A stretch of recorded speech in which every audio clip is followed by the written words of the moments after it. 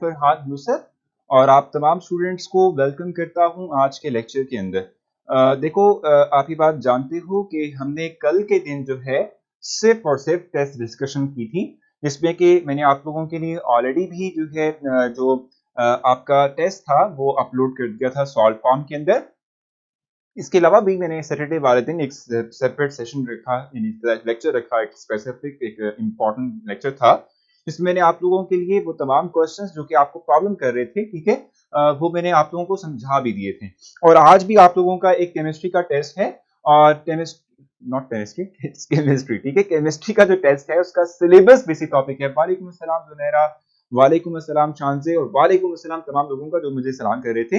अच्छा, आज का जो आप लोगों का सिलेबस है, ठीक है, जो आज के टेस्ट का है, ठीक है, वो क्या है भाई?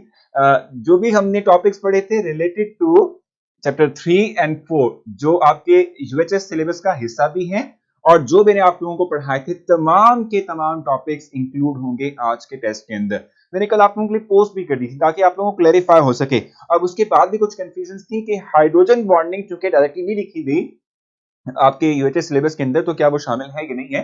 तो जो कुछ भी मैंने आप लोगों को प्रोवाइड किया हुआ है किसके अंदर, स्लाइड्स की फॉर्म के अंदर, नोट्स की फॉर्म के अंदर, वो सारा के सारा आपने करना है, ठीक है जी। मुकद्दस आपने सिंपली करना ये है, और यहाँ पर आई थिंक क्वेश्चन एक वकास का भी था, अवैस का, नॉट वकास। एक तो ये कि सर आज का टेस्ट मेरी स्लाइड्स तो सारी टाइप करनी है ना, बिल्कुल सारी की सारी सॉलिड की टाइप्स जितनी भी स्लाइड में दी हुई ना वो सारी करनी। देखो, एक्स्ट्रा चीज आपको सॉलिड की टाइप्स के हवाले से बुक में से पढ़ने की जरूरत नहीं है। सॉलिड की जो टाइप्स है ना, इट्स जस्ट अवेयरनेस के लिए आप लोगों को मैंने इंफॉर्मेशन प्रोवाइड की हुई है। एग्जैक्टली वो चीज यूएचएस के सिलेबस में नहीं है, ठीक है, लेकिन उससे रेलेवेंट बहुत से क्वेश्चंस, बहुत सी चीजें आपसे पूछी जा सकती हैं, वो क्लियर करना थी। सर संडे को वेबसाइट पे कोई प्रॉब्लम था, ओपन नहीं हो रही थी, नहीं था प्रॉब्लम, लेकिन वो रिजॉल्व करवा दिया था, ठीक है। एफएलपी फ्राइडे का कहाँ से मिलेगा? तो शानजे आपने करना ये है कि मेरी प्रोफाइल पर जाएं, वहां पर मेरी पिक्चर के नीचे नेम मेंशन किया हुआ है, नेम के नीचे ड्राइव है, वो ओपन करें और टेस्ट फोल्डर को ओपन करते हुए आपको तमाम ऑफर जो है वो जो जितने भी क्या कहते हैं एफएलपीज हैं या जो कुछ भी है वो मिल जाएगा वहां से, ठीक है भी। अच्छा, अब आई थिंक क्लियर हो चुका होगा। चैप्टर 3 और 4 के जो टॉपिक्स भी हमने सर बुक से भी पढ़ना है, नहीं बुक से शरीका नहीं पढ़ना, जो टॉपिक्स मैंने नोट्स की फॉर्म में आपको प्रोवाइड किए हुए हैं आप वहीं से ही पढ़ लें। हाँ, ये है कि जो टॉपिक्स मैंने मेंशन किए हुए थे ना, जैसे इवेपोरेशन का था, वेपर प्रेशर का था, ठीक है, और स्ट्रक्चर ऑफ NaCl था, ठीक है, ये टॉपिक्स आप जो है बुक से भी थोड़ा बहुत रीड आउट कर सकते हैं, कोई मसला नहीं है। की ओके क्या करेंगे? बिल्कुल की ओके क्या करें आप, बिल्कुल ओके रहेगी इतना। मेरी तरफ से आप लोगों को कोई इशू नहीं आएगा इंशाल्लाह, ठीक है जी। सर मैंने चेक किया था, वो जस्ट केमिस्ट्री का है, तो भी केमिस्ट्री का ही होगा ना वहां पर, ठीक है, क्योंकि मैंने फोल्डर बनाया है तो केमिस्ट्री का होगा। बाकी टीचर से फिर आप जो है पूछ लीजिएगा कि उन्होंने कहाँ रखा हुआ है, वो आपको गाइड कर देंगे, ठीक है। अब जल्दी से सिलेबस बता दिया मैंने मोहम्मद के चैप्टर 3 एंड 4 के जो भी हमने पढ़े हुए हैं, ठीक है, टॉपिक्स वो सारे इंक्लूड होंगे। जो मैंने आप लोगों को इवन के प्रोवाइड किए हुए हैं एमसी क्या कहते हैं समहाउ नोट्स की फॉर्म के अंदर, सर आप उसको रीड आउट कर लें, that's more than enough. Chapter 4 से सिर्फ पार्ट 1 है, एग्जैक्टली चैप्टर 4 पार्ट 1 ही है ना, हम पार्ट 1 की बात कर रहे हैं सर, प्लीज चेक कर दिया करें, कर देंगे भी, ठीक है। अब आते हैं कहां पर, नाउ ऑन टॉपिक प्लीज। अब देखो, आज जो हमने पढ़ना है उसकी मैं स्लाइड्स आप लोगों के लिए ऑलरेडी अपलोड कर चुका था, ठीक है, हम उसी से ही ऑनवर्ड चलेंगे। अब मैं आपको बताऊं कि जो हम आज इस वक्त पढ़ने लगे, जहां से स्टार्ट करेंगे, चैप्टर नंबर 3 का लेक्चर 1 अपलोड नहीं है। उमा आप देखिएगा तमाम के तमाम लेक्चर्स अपलोड हैं, ठीक है, कोई मिसिंग नहीं है। मैंने इसको इंश्योर किया था कि कोई भी चीज जो है वो मिसिंग ना हो, ठीक है जी। अच्छा, सर स्किप का ऑप्शन रखा करें, ठीक है मास, ये भी कर लेंगे। एक चीज आपको बताऊं कि जो है ना, आप लोग इस तरीके से भी कर सकते हैं, नहीं जो प्रीवियस का ऑप्शन नहीं होता, ठीक है, उसको क्लिक करेंगे तो प्रीवियस के ऑप्शन में आप बैक भी जा सकते हैं, वहां से बैक जा सकते हैं। नेक्स्ट के ऑप्शन में जब तक आप जो है क्वेश्चन का राइट ऑप्शन मार्क नहीं करेंगे आप आगे नहीं जा सकते। लेकिन जो प्रीवियस का ऑप्शन है ना, उसमें विदाउट मार्क किए भी आप एमसीक्यू में प्रीवियस जा सकते हैं, बैक जा सकते हैं, और बैक से आप तमाम एमसीक्यूज को देख सकते हैं। तो ये ऑप्शन आपके लिए है। नेक्स्ट का ना भी ऑप्शन हो, आप सिंपली जो है आप प्रीवियस को भी देखेंगे तो तमाम के तमाम आपको ऑप्शंस जो हैं तमाम के तमाम दिख जाएंगे और आप आसानी से कर सकते हैं। चैप्टर 4 पार्ट 1 कौन सा है भाई? चैप्टर 4 पार्ट 1 ये लिक्विड एंड सॉलिड जो है आपका टॉपिक यानी चैप्टर बनता है। इस रिलेटेड जितनी भी की थी सर, सॉलिड भी हैं भी, उसमें जितने भी टॉपिक हमने किए थे सारे करने सर। सॉलिड स्लाइड रीड की है साहिबा, बहुत अच्छी बात है। अब मेरे ख्याल से मुझे पढ़ लेना चाहिए। हाइड्रोजन बॉन्डिंग हाइड्रोजन बॉन्डिंग नहीं लिखा हुआ था उसमें, तो क्या हाइड्रोजन बॉन्डिंग करेंगे? देखो हमरा जो भी मैंने अपनी स्लाइड्स पर दो चीजें भी आपको प्रोवाइड की हैं, सॉरी, ठीक है, जो भी मैंने अपनी स्लाइड्स नोट्स पर आप लोगों को चीजें प्रोवाइड की हुई हैं वो तमाम आप करेंगे लाजमी, ठीक है। अच्छा सर, चैप्टर 4 का सिलेबस क्या है, तो वो आप जो है ना आप नोट्स पे देखेंगे, आपको मिल जाएगा, ठीक है। अब मैं चाहता हूं कि मैं स्टार्ट कर लूं, इनकी जो है स्क्रीन पर स्लाइड 1 लेकर आ जाएं ताकि हम आज की प्रोसीडिंग को स्टार्ट करें। तो ये तो ऐसे ही गया, चलता रहेगा। अच्छा, अब फर्स्ट आपकी स्क्रीन पर स्लाइड आ चुकी है। मैं आपको बताऊं कि आपका जो यूएचएस का सिलेबस है उसमें जो आप कहते हैं एसपीडी, ठीक है, वो जो है ये इसकी इसकी जो हम कहते हैं समहाउ जो उसकी क्या कहते हैं शेप है, ठीक है, वो दिया हुआ है यूएचएस के सिलेबस में। एसपीडीएफ जो है, एसपीडी, ठीक है, ये ऑर्बिटल्स, इसकी शेप आपको वहां मेंशन किया हुआ है, ठीक है। लेकिन थोड़ा सा हम जो है बैकग्राउंड देखेंगे और फिर मूव करेंगे towards the shape of S P and D, ठीक है, उसकी तरफ हम जो है वो मूव करेंगे, ठीक है। हम पहले बात कर लेते हैं थोड़ा सा क्वांटम नंबर के हवाले से और फिर आगे मूव करेंगे। देखो मैंने आपको बताऊं कि क्वांटम नंबर का मतलब सिंपली तौर पे क्या होता है, ये हमें क्या इंफॉर्मेशन प्रोवाइड करता है। हम कहते हैं क्वांटम नंबर का मतलब है कि एग्जैक्ट लोकेशन किस तरीके से हम जो है फाइंड आउट करेंगे किसी एक इलेक्ट्रॉन की इनसाइड द एटम, ठीक है, इसको हम कहते हैं quantum number. 4 total quantum number है, जैसे कि हम कहते हैं प्रिंसिपल क्वांटम नंबर है, एजिमुथल क्वांटम नंबर है, इस तरीके से मैग्नेटिक क्वांटम नंबर है, और लास्ट में हमारे पास जो है वो हम कहते हैं कि जो हम कहते हैं हमारे पास स्पिन क्वांटम नंबर है। ये 4 क्वांटम नंबर हैं और 4 क्वांटम नंबर्स इंडिकेट करते हैं exact location of electron inside the atom, ठीक है। एक चीज ये, दूसरा मैं आपको बता दूं कि श्रोडिंगर वेव इक्वेशन है जिसके थ्रू हम क्वांटम नंबर्स को डिराइव करते हैं, लेकिन इन 4 में से 3 को हमने श्रोडिंगर वेव इक्वेशन से डिराइव किया हुआ है, स्पिन क्वांटम नंबर को श्रोडिंगर वेव इक्वेशन से डिराइव नहीं किया हुआ, ठीक हो गया। और उसके बाद हम जहां तक बात करते हैं कि इस चीज की भी क्वांटम नंबर की बात करें, मैंने आपसे कहा कि क्वांटम नंबर हमें इंफॉर्मेशन क्या प्रोवाइड करता है, ये exact location of electron inside the atom provide करेगा, और क्वांटम नंबर सर्व करते हैं हम एज अ आइडेंटिफिकेशन नंबर के तौर पे, लेबल करते हैं इलेक्ट्रॉन को इनसाइड द एटम, ठीक है, यानी एटम के अंदर इलेक्ट्रॉन जो है वो किस शेल या सब शेल का हिस्सा है, ठीक है, इसको लेबल करने के लिए हम क्वांटम नंबर का इस्तेमाल करेंगे, ठीक है। तो इस हवाले से आपने मुझसे कुछ पूछना हो इन पॉइंट्स के बारे में तो बता दें, क्योंकि ये जनरल सा इंट्रोडक्शन था, ये हमारे यूएचएस का के सिलेबस का हिस्सा नहीं है, लेकिन चूंकि आप लोगों को मैं एसपीडी की बात करूंगा, उससे मतलब इंफॉर्मेशन प्रोवाइड करूंगा, तो आपको कम से कम क्वांटम नंबर का बताना चाहिए कि क्वांटम नंबर जो है वो हमें क्या इंफॉर्मेशन प्रोवाइड करता है। ये जनरल सी इंट्रोडक्शन था, इसके बारे से आपने कुछ पूछना है जल्दी से बता दें। मैनेजमेंट को जो टाइम इशू है इससे रिलेटेड पोस्ट की जाती है, अच्छा चलिए भी वो देख लेते हैं, मिसाल को मसला नहीं है, हमने इसको रिजॉल्व कर दिया है, ठीक है, ये तमाम चीजें रिजॉल्व हो चुकी हैं, कोई इशू नहीं है, ठीक है। अब 1 कंप्लीट हो चुकी है, सेकंड इनकी स्क्रीन पर ले आए, ठीक है, सेकंड इनकी स्क्रीन पर ले आए, सेकंड जो है वो इनकी स्क्रीन पर ले आए।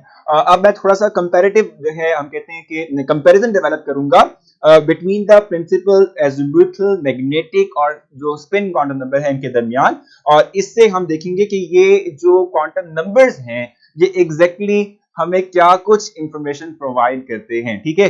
फर्स्ट हमारे पास है प्रिंसिपल क्वांटम नंबर, जिसको हम स्मॉल n के साथ शो करते हैं। इसका बेसिक मकसद क्या होता है कि ये किसी एक एटम के रेडियस को यानी साइज को बताता है, ठीक है। इसके साथ साथ हम इसके through energy of electron calculate कर सकते हैं, और यही हमें बताता है कि किसी स्पेसिफिक मेन शेल के अंदर कितने नंबर ऑफ इलेक्ट्रॉन्स आ सकते हैं। आपकी स्क्रीन पर इस वक्त विजिबल है फॉर्मूला, जिसके थ्रू हम के एल एम एन के अंदर इलेक्ट्रॉन्स को जो है फाइंड आउट करेंगे कि के में कितने इलेक्ट्रॉन आते हैं, एल में कितने आते हैं, एम में कितने आते हैं। इस तौर पे ये K L M N main shells हैं, और इनको हम n इज इक्वल टू 1 2 3 4 के साथ शो करते हैं। ये बेसिक तौर पे एनर्जी लेवल्स हैं अराउंड द न्यूक्लियस जहां पर इलेक्ट्रॉन मौजूद होते हैं। सो n की जगह पर हम अगर 1 पुट करते हैं, इसका मतलब ये हुआ कि k है, 2 पुट करेंगे तो ये मतलब है कि k के बाद l आता है, फिर m आ जाएगा, फिर n आ जाएगा। इस तरीके से हम 2n raise to power 2 formula से number of electron inside any orbital और शेल कैलकुलेट कर पाएंगे, ठीक है। अच्छा, इस तरीके से अगर आप एजिमुथल क्वांटम नंबर को देख लें, ठीक है, तो एजिमुथल क्वांटम नंबर क्या है भाई, ये l स्मॉल l से इसको रिप्रेजेंट करते हैं, और इसका बेसिक मकसद जो है सब शेल्स को जो है इंडिकेट करना, यानी कि एक मेन शेल आ गया, आपका मेन ऑर्बिटल आ गया KLMN, ठीक है। इसमें फर्दर जो है हम कहते हैं कि डिवीजन है एनर्जी लेवल्स के हिसाब से, यानी हम कहते हैं सब शेल्स पा जाते हैं और सब शेल्स जो हैं, ठीक है, उसके मुताबिक इंडिकेशन हमें इंफॉर्मेशन मिलेगी एजिमुथल क्वांटम नंबर से। और इसके अलावा ये शेप ऑफ ऑर्बिटल बताता है, जैसे हमने बात भी कर ली है SPDF की बात करनी है, तो इन तमाम के तमाम जो सब शेल्स हैं इनकी जो शेप है वो वेरी करती है, डिफरेंट है। सो एजिमुथल क्वांटम नंबर ही हमें इंफॉर्मेशन प्रोवाइड करेगा related to shape of any orbital, ठीक हो गया, यानी सब शेल। इसके साथ साथ अगर हमें क्या करना हो, वैल्यू निकालनी हो L की, यानी कि एजिमुथल क्वांटम नंबर की वैल्यू फाइंड आउट करनी हो, तो फार्मूला हमारे पास है L is equal to n-1, यानी कि हम n यानी कि प्रिंसिपल क्वांटम नंबर में से अगर हम -1 कर देंगे तो हमारे पास क्या आ जाएगा, हमारे पास जो है एजिमुथल क्वांटम नंबर यानी L की वैल्यू आ जाएगी। इसको आप अप्लाई भी करके देख लें। आप ये बात जानते हैं कि L की वैल्यू स्टार्ट कहां से होती है, it will start from 0 1 2 3 and up to so on चलेगा, ठीक है। सो आप अगर n की जगह पर 1 पुट करते हैं तो 1 - 1 विल गिव अस 0, तो यानी फर्स्ट जो K शेल है हमारा, ठीक है, जो मेन ऑर्बिटल हमारा है, ठीक है, इसकी जहां तक बात है तो इसमें जो सब शेल इन्वॉल्व होगा वो 0 L वैल्यू कैरी करेगा, नहीं S, हम जानते हैं कि S के लिए हमारे पास L की वैल्यू 0 होती है, वो पहले शेल का हिस्सा होगा, ठीक हो गया। अच्छा, इस तरीके से हम कहते हैं कि हमारे पास जो वैल्यूज हैं, ठीक है, SPD के लिए SPDF के लिए वो 0 1 2 3 रिस्पेक्टिवली होती है, मेंशन भी किया हुआ है। और इनमें इलेक्ट्रॉन कैसे कैलकुलेट करने, जैसे हम जानते हैं S के लिए हम कहते हैं 2 इलेक्ट्रॉन आते हैं, P में 6 आते हैं, D में जो है वो 10 आते हैं, F में 14 इलेक्ट्रॉन होते हैं। तो इनके लिए जो फार्मूला हम इस्तेमाल करेंगे वो 2 × 2l+1, ठीक है, ये फार्मूला हम इस्तेमाल करेंगे just to calculate the number of electron inside the subshell, ठीक है, सबशेल में इलेक्ट्रॉन्स को कैलकुलेट करने के लिए ये फार्मूला इस्तेमाल किया जाएगा।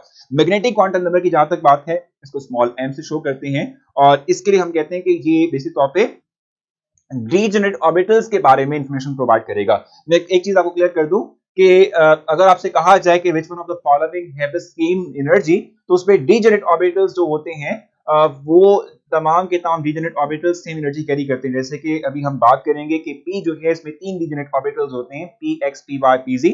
बेसिक तौर पे ये जो मैग्नेटिक क्वांटम नंबर है ये ओरिएंटेशन को एक्सप्लेन करता है। ओरिएंटेशन का मतलब क्या होता है कि x एक्सिस, y एक्सिस या z एक्सिस किसके अलोंग जो है हम कहते हैं कि ये एक स्पेसिफिक ऑर्बिटल मौजूद है, इसको हम कहते हैं कि इसकी ओरिएंटेशन है। और ओरिएंटेशन को कौन सी चीज इंडिकेट करेगी, मैग्नेटिक क्वांटम नंबर इंडिकेट करेगी, ठीक हो गया। और इसके अलावा देखो मैग्नेटिक क्वांटम नंबर में आपसे कहा कि जैसे P है, इसमें P एक्सिस के अलोंग भी P होता है, y एक्सिस के अलोंग भी P होता है, z एक्सिस के अलोंग भी P होता है, तो हम कहते हैं कि इन तमाम की एनर्जी जो है वो सेम होती है। और वैल्यू कहां से आती है, इसकी फार्मूला क्या है, m is equal to 2l+1, यानी कि l की जगह पर आप 0 पुट करेंगे तो ये ओवरऑल 1 यानी वैल्यू देगा, यानी कि 1, यानी s के लिए जो है डीजेनरेट ऑर्बिटल नहीं होता, सिर्फ वही होता है। P के कैलकुलेट करना चाहेंगे तो L is equal to 1 put करेंगे तो 2 × 1 will give us 2, 2 + 1 will give us 3, तो इट मींस के 3 हमारे पास जो है डीजेनरेट ऑर्बिटल होंगे इनसाइड द P, ठीक है, तो इस तरीके से कैलकुलेट कर सकते हैं।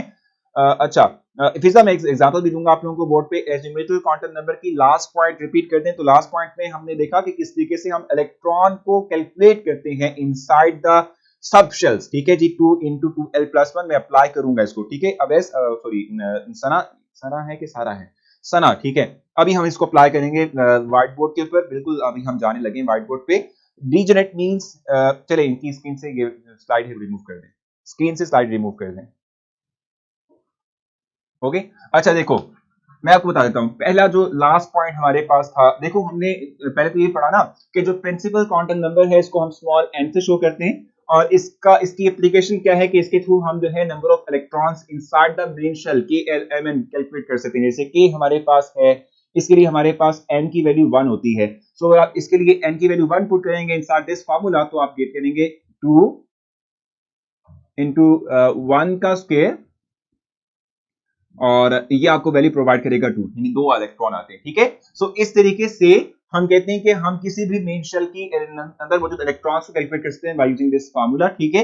जहां तक एजिमुथल क्वांटम नंबर की बात है, L की हम जहां तक बात करते हैं, सो L जो है, ठीक है, इसकी वैल्यू क्या होती है,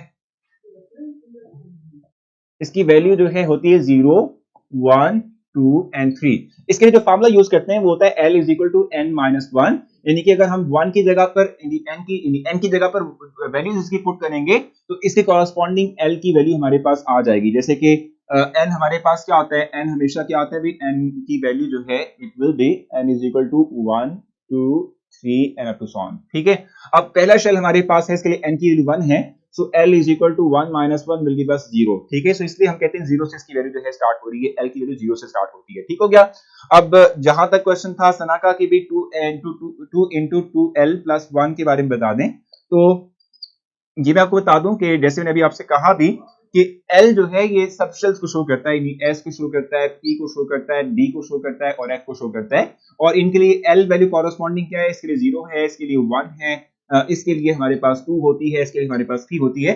अब लेट्स सपोज मैं इलेक्ट्रॉन कैलकुलेट करता हूं D के अंदर, सो L की वैल्यू यहां पुट क्या करूंगा, 2 पुट करूंगा, सो 2 इंटू 2 आ जाएगा L की जगह पर प्लस 1। ठीक है, कैलकुलेट करें, 2 इंटू 2 क्या होता है 4, तो ये क्या हो जाएगा 2 इंटू 2 4 हो जाएगा, 4 प्लस 1 आ जाएगा कितना 5, तो 5 इंटू 2 करेंगे 10 आ जाएगा।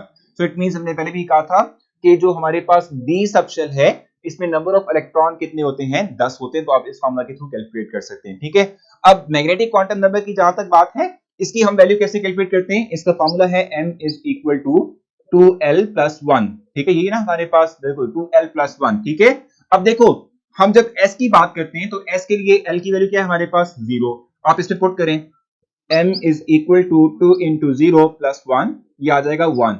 इट मींस के जो हमारे पास s सबशेल है इसमें कोई डिजेनरेसी नहीं है। ठीक है, हम कहते हैं इसमें कोई डिजेनरेसी मतलब कि इसमें फर्दर डिवीजन नहीं है, s s ही रहेगा, इसमें फर्दर डिवीजन नहीं है। अगर मैं p के लिए कैलकुलेट करूं क्या आएगा, p हमारे पास किस तरीके से आएगा, क्योंकि p के लिए l की वैल्यू 1 है, मैं 1 पुट करता हूं, सो 2 इंटू 1 प्लस 1 ये कितना बन जाएगा, ये बन जाएगा 2 प्लस 1 और ये 3 बन जाएगा। सो इट मींस के P जो है, ठीक है, अगर हम इसकी बात करते हैं इसमें M की वैल्यू जो है हमारे पास 3 आई है, इट मींस के इसके पास क्या होंगे, 3 डिजेनरेट ऑर्बिटल्स होंगे। डिजेनरेट ऑर्बिटल्स कौन कौन से, Px Py और Pz। ठीक है, they all are degenerate and they all will have the same energy.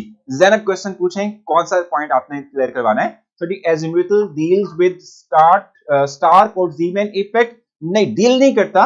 Junaid हमने जो इंफॉर्मेशन गेट की, यानी हम कहते हैं somehow हम एजिमुथल क्वांटम नंबर डिराइव करते हैं, तो उसकी रीजन क्या थी कि एजिमुथल की रीजन यानी बेसिस जो है वो Zeeman और स्टार्क इफेक्ट है, कि अगर हम किसी एक एलिमेंट के स्पेक्ट्रम को इनसाइड द इलेक्ट्रिक और मैग्नेटिक फील्ड जो है रखते हैं तो वो फर्दर स्प्लिट होता है।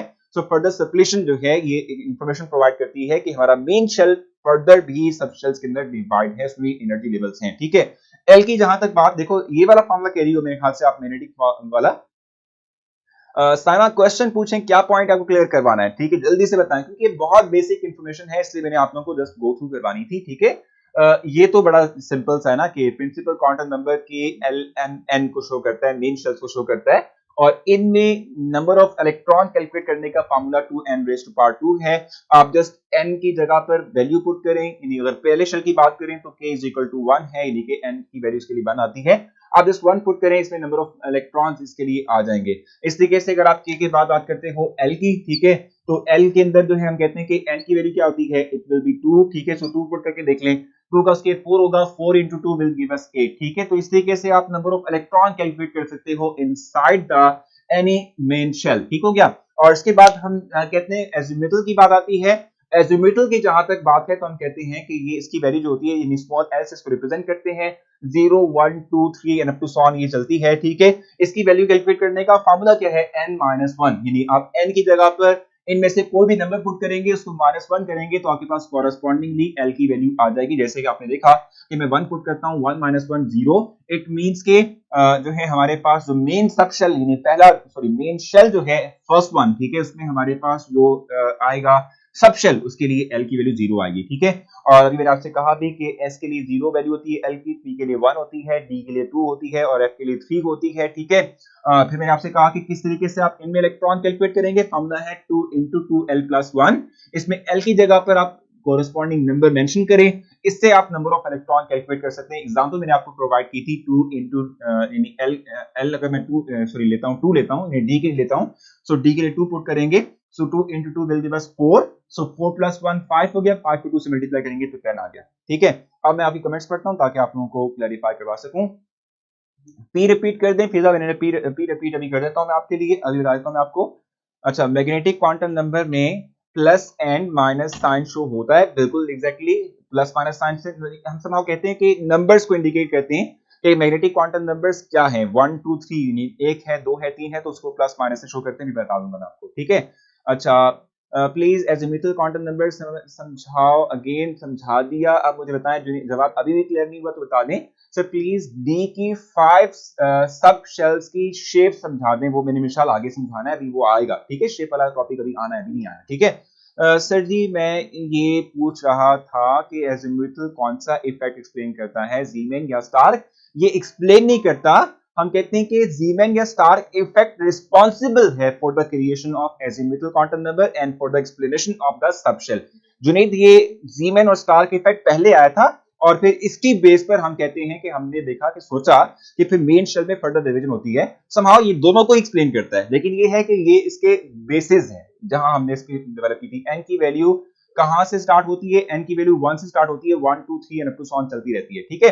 अब पता चल गया आप लोगों को, समझ आ गई है। मैग्नेटिक क्वांटम नंबर रिपीट करते हैं, वो भी हमने करना है ज़ैनब जुनैरा।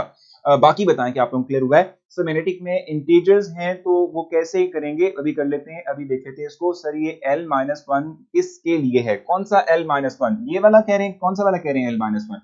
बताएं, स्पेसिफाई करें ना, l-1 कहां लिखा हुआ है? n-1 लिखा हुआ है, it is for the calculation of azimuthal quantum number.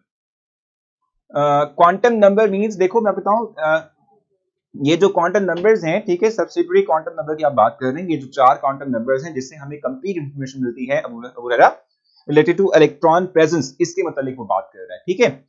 अच्छा जी, जी बिल्कुल, न्यूमेरिकल भी होंगे, न्यूमेरिकल मतलब भी होगा क्वेश्चन, ठीक है। सेकंड लास्ट स्टेप कैसे सॉल्व हुआ भाई? कौन से वाला? ये वाला कह रही है, मैंने आपसे कहा ये फार्मूला है जिसके थ्रू हम किसी एक जो है सबशेल के अंदर इलेक्ट्रॉन की कैलकुलेशन करते हैं। तो हम कहते हैं कि भी हमारे पास ये सबशेल्स हैं, इनके लिए एल की वैल्यू 0 1 2 3 है। इस पे आप एल की जगह पर जिस भी सबशेल के अंदर इलेक्ट्रॉन कैलकुलेट करने हो वो पुट करें एल की वैल्यू को, और उसे कैलकुलेट करेंगे, आपके पास नंबर ऑफ इलेक्ट्रॉन आ जाएंगे। लास्ट वन में मैग्नेटिक फील्ड को जल्दी से मैग्नेटिक क्वांटम नंबर को एक्सप्लेन करता हूं और इसके बाद फिर मैं आगे चलूंगा। तो देखो, अगर हम मैग्नेटिक क्वांटम नंबर की बात करते हैं, इसका जो हमारे पास फार्मूला है वो है m is equal to 2l+1, ठीक है। यानी कि आप इसमें l की वैल्यू को पुट करते हैं और इसके थ्रू आप मैग्नेटिक क्वांटम नंबर की वैल्यू को एसेस करते हैं और इससे अंदाजा लगाते हैं कि किसी एक सबशेल के अंदर कितनी डिजेनरेसी है, कितनी नहीं है।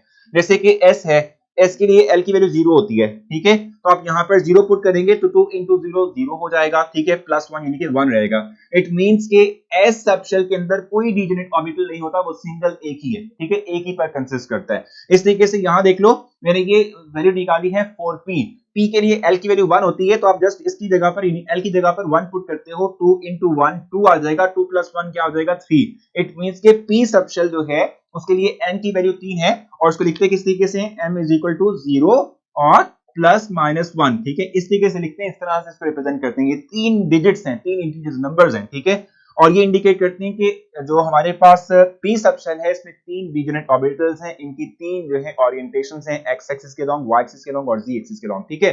अच्छा, 2n-1 एजिमुथल नहीं है क्या? नहीं, देखो 2n-1 कहां पर है? ये 2n-1 नहीं है, 2l+1 है, ठीक है, ये 2l+1 है और यहां पर n-1 मेरे रखा हुआ था, ठीक हो गया। अच्छा जी, अब हम आगे चलेंगे और इनको वापस जो है इनकी जो है स्क्रीन पर स्लाइड नंबर 2 लगा दें, स्लाइड नंबर 2 जल्दी से इनकी स्क्रीन पर लगा दें।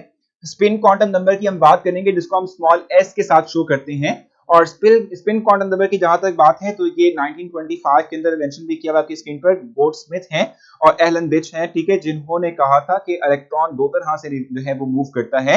एक तो ऑर्बिटली मूवमेंट शो करता है, यानी अराउंड द न्यूक्लियस ऑर्बिट में मूव करता है, इसके साथ साथ अपने एक्सिस के लॉन्ग भी मूव करता है, जिसको हम स्पिन एक्सिस मोशन का नाम देते हैं, ठीक है जी। स्पिन एक्सिस यानी सेल्फ रोटेशन का जिसको हम नाम दे रहे होते हैं, और जो रोटेशन है, ठीक है, इलेक्ट्रॉन की वो दो तरह से चलती है, या तो वो क्लॉकवाइज होगी जिसको +½ से शो करते हैं, और या तो वो एंटी क्लॉकवाइज होगी जिसको हम -½ के साथ शो कर रहे होते हैं, ठीक है। ये डायरेक्शन को शो करता है कि इलेक्ट्रॉन जो है अपने एक्सिस के लॉन्ग क्लॉकवाइज रोटेट करेगा या वो एंटी क्लॉकवाइज रोटेट करेगा, ठीक है जी, इसको हम सेल्फ रोटेशन का भी नाम देते हैं। आई थिंक ये चीजें क्लियर होंगी आप लोगों को, बहुत है सिंपल सी थी।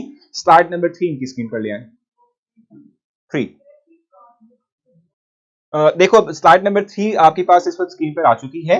अगर आप इस आगे इनकी इस पर देखो तो यही जो चीज मैंने आप लोग को यहाँ समझाई थी वो यही चीज मैंने यहाँ टेबल की फॉर्म में प्रोवाइड की हुई है, ठीक है। जैसे कि s ऑर्बिटल 1 यानी कि इसमें d यूनिट ऑर्बिटल होते ही नहीं है, p में 3 होते हैं, d में जो है हमारे पास 5 होते हैं, f कैलकुलेट करेंगे तो ये हमारे पास 14 होते हैं, ठीक है सर। l की वैल्यू 1 है, किसमें शान से, किसमें l की वैल्यू 1 है? देखो ये l की वैल्यू 1 होती है फॉर p, ठीक है। अच्छा सर 1 हाफ मींस, देखो मैं आपको बताऊं अली, इस हाफ नंबर से हम इंडिकेट करते हैं डायरेक्शन ऑफ इलेक्ट्रॉन, ठीक है। इलेक्ट्रॉन जो है उसकी डायरेक्शन को बताते हैं कि वो क्लॉकवाइज है या anti clockwise. Positive half means positive है क्लॉकवाइज और नेगेटिव हाफ मींस नेगेटिव जो है एंटी क्लॉकवाइज, ठीक है। अच्छा अब मैं आपसे कह रहा था यहाँ पर सेल्फ रोटेशन स्पिन को कहते हैं। देखो सेल्फ रोटेशन का मतलब होता है कि अपने एक्सिस के अलोंग जब इलेक्ट्रॉन रोटेट करता है इसको सेल्फ रोटेशन का नाम देते हैं, अपने एक्सिस के अलोंग, ठीक है। रोटेशन जो है इसको हम सेल्फ रोटेशन का नाम देते हैं, ठीक है भाई। अच्छा अब ये टेबल आप देख रहे हैं आपकी स्क्रीन पर है, इसमें कि आपको शेल के हवाले से, सब शेल के हवाले से और एटॉमिक ऑर्बिटल्स के हवाले से क्लियरेंस मिलेगी कि what is the difference between main shell, subshell and atomic orbitals, ठीक है।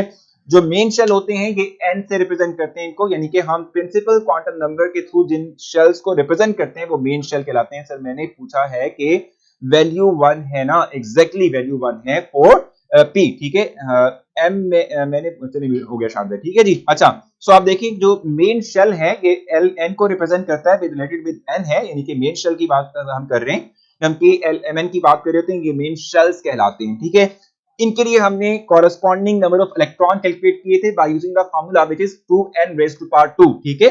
सो वो आ जाएगा, बिल्कुल बिल्कुल सही है ताइबा, बिल्कुल ठीक कह रही हैं आप, ठीक है। अच्छा इस तरीके से जो मिडिल में आपके पास जो है हमारे पास जो कॉलम है ये सब शेल को इंडिकेट करते हैं जो रिलेट करते हैं with the small l value, यानी एजिमुथल क्वांटम नंबर की वैल्यू से रिलेट करते हैं।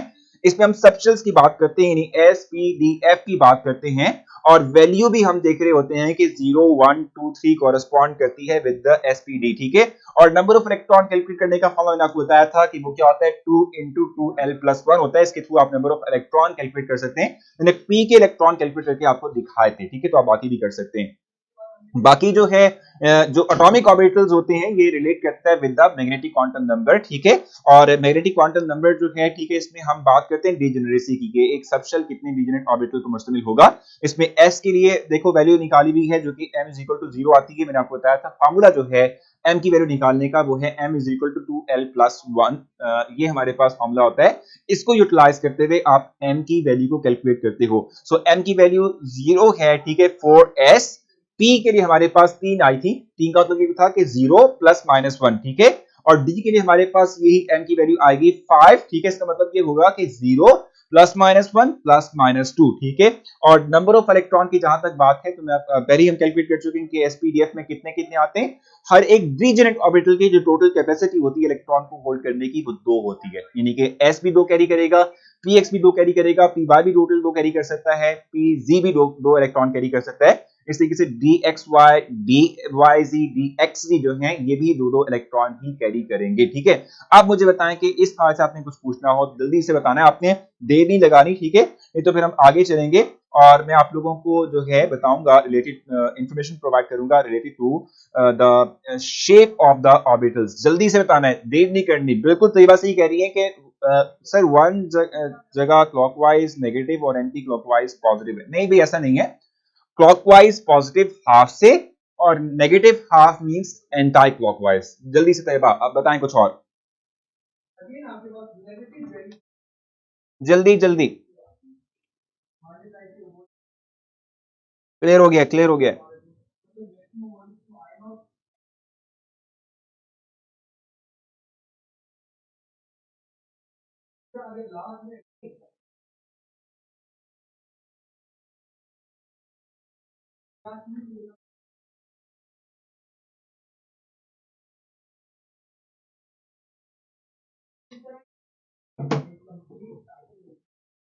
नहीं देखो px py pz जो है नेगेटिव नहीं होते, हम जो है इनकी वैल्यूज को कैलकुलेट करते हैं, ठीक है जी। Please move on. -2 में 2 इलेक्ट्रॉन होंगे, -2 जुनेरा किसकी बात आप कर रही हैं, -2 में 2 इलेक्ट्रॉन होंगे। अच्छा जी, क्लियर क्लियर क्लियर क्लियर। जुनेरा आपने क्वेश्चन जो है रिपीट करना है अपना ताकि मैं बता सकूं आपको। एटॉमिक ऑर्बिटल दोबारा बता दें, मैं आपको बताऊं कि हमने यहाँ डिफरेंस देखा है between the subshell shell and somehow the orbitals, atomic orbitals, ठीक है। जो मेन शेल्स हैं इनको हम जो है कहते हैं कि एलिमेंट से रिप्रेजेंट करते हैं। जो हमारे पास सब शेल्स होते हैं ये एसपीडीएफ होते हैं।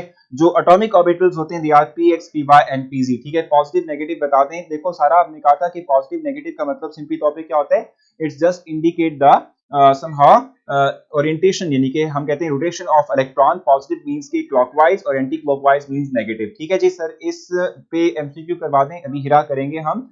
सर एम वाला समझा दें। देखो ईमान, मैंने उसमें कहा था आपसे कि आपको इस वक्त डिस्प्ले भी हो रहा है स्क्रीन पर। हमने एम की वैल्यू कैलकुलेट भी यहाँ पर की थी व्हाइट बोर्ड पे, जिसपे आपने देखा था कि आप जो है करते क्या है, सिंपली आप लोग जो है सिंपल एम की वैल्यू कैलकुलेट करते हो bye using the formula 2l+1, ठीक है। 2l+1 के थ्रू आप जो है नंबर ऑफ जो डीजेनरेट ऑर्बिटल्स हैं, ठीक है, उनको कैलकुलेट करते हो।